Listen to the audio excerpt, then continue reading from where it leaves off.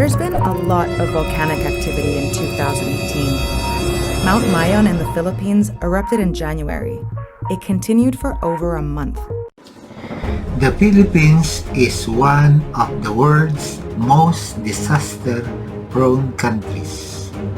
Islands are regularly impacted by floods, typhoons, landslides, earthquakes, volcanoes, and droughts. The Philippines lies along the Pacific Ring of Fire, which causes the country to have frequent seismic and volcanic activity. Things to keep in mind when disaster strikes.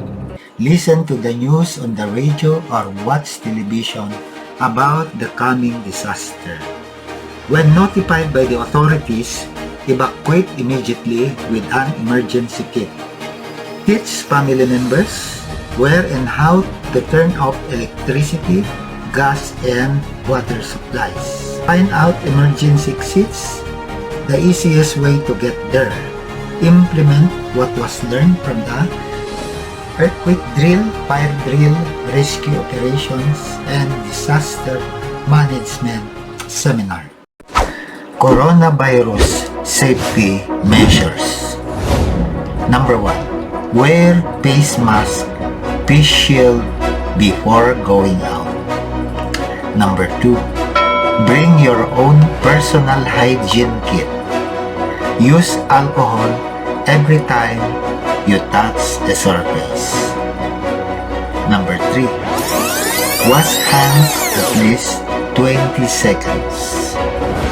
Number 4. Undergo thermal scanning. Number 5. Keep a safe distance. Number 6. Increase ventilation by opening a window.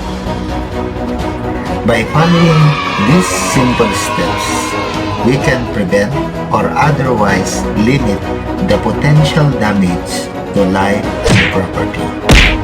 Let us work together to save lives.